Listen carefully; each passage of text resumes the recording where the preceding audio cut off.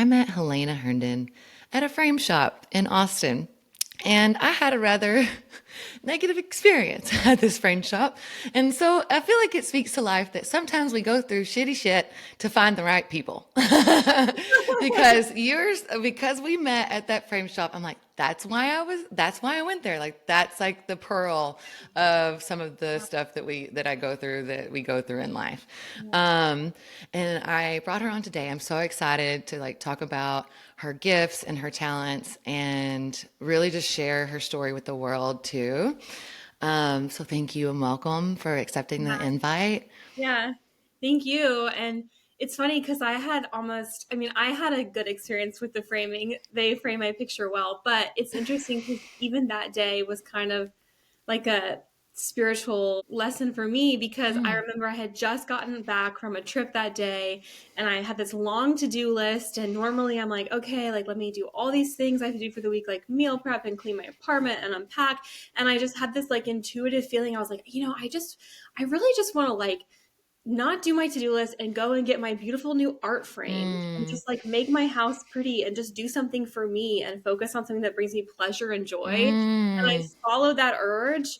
And then I met you and like we just ended up having this great conversation. And so I feel like for me the lesson is like, prioritizing your pleasure and it Mm-hmm. feels good and then everything else falls into place and you have time to do your to-do list, but like Mm-hmm. life is about those moments of like following what you feel you're called Yeah. to do. And Yeah. I feel like that's like right on point with like the intuition. I was gonna say that's a Hmm. teaching in of itself, guys. Yes. Listen, listen to yourself. How many times have I not listened to myself and had to been like hit over the head by certain life circumstances, right? So I would love to then just go right into like how you discovered or claimed, or yeah, let's go start with discovering and claiming your intuitive gifts. Yeah. Yeah. Well, um, I think I think we all have intuitive gifts. I think some people are more open than others or might have a more intuitive disposition than others. And it's something you can see in astrological charts or human design charts or, looking at the energy of someone. But we all have the capacity to tune into that side of ourselves, the more yin side of ourselves, and not be so caught up in the logical mind. Mm, Um, but most people who are very intuitive, it you can see it when they're a child. And so, I always, when did you discover this? And I always say, well, I was very intuitive as a child. mm, But what I experienced that as was being hypersensitive and mm, not really, having moments where I didn't fit in or being told that I was too much. And so I think a lot of like people will usually relate to this where, like I would, or sometimes people say a child is they're too emotional. They're so empathetic. They're feeling the energy of everyone around mm, them, mm, or they mm, cry too much, or they just have these feelings and they're telling adults that something's wrong or that they don't want to do something and it feels like the adults aren't listening to them. mm, And I also experienced for me personally, like I think I feel now that I'm standing in my power, I feel so powerful. But as a child, I think a lot of the adults in my life sensed how powerful I was and they wanted to protect me from the world or protect me from people who would be afraid of that. And so they sort of shut it down and told me mm, to keep things to myself or to be mm, smaller. And I mm. grew up in the South, and I think it's like, they wanted me to be a nice, sweet Southern girl. And a lot of deconditioning around that for me, where like, I am not a nice, sweet Southern girl. I can be, but Yeah, it's not who I am all the time. yeah. And so I think that like that's my experience is like, and so yeah, I mean, it's things like I saw when people walked around, I saw the field of energy around them. Mm, I would go to certain places. Like, for example, I remember we went to the these parks in New Mexico where they had petroglyphs on the walls. And I Ooh. remember I stood there and like I just cried. Like I would stand there and I would just cry and cry because I was feeling the energy and seeing and feeling all of these people that had been there and their Oh, story. wow. Yeah, and I would just like be picking up on so much energy all the time and feeling it in my body, but I didn't know what it was and I didn't know how to express it. So I think it just came across as I was like, yeah, too emotional or not in control of myself. And then as I got older, in like high school, college, I was very interested in astrology, very interested in the soul and spirituality, but I really identified as an atheist. Mm. I didn't really believe in a God, but it's interesting because I always trusted my intuition so much and I made all my major life decisions from my gut, or now I know my sacral. Mm. Um, and I would make these long pro con lists of these logical reasons of things like where I should go to college, or should I, where I should live, or what I should do. And I just would have this feeling of coming back to myself every time where I was like, I don't know, none of this matters, but I just know what I'm going to do. And it was like that was me making a decision with my body, with my intuition, rather with the mind. And I had so much trust that I was always right. And I just would see evidence. I'd be like, I'm always right when I trust myself like that. I'm never wrong.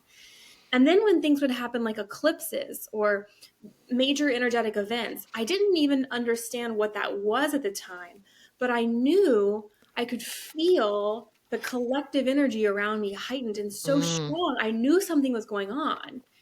And so now I have the language and the teachings and the Mm. knowledge to understand what all of this is and how to use it in an empowering way and how to have energetic boundaries and how to serve others Mm. and grow in myself. But all those years, I didn't have any of that. And so I just was feeling so much. And I really believe like we need to teach this kind of thing to children in schools. Oh, And yes.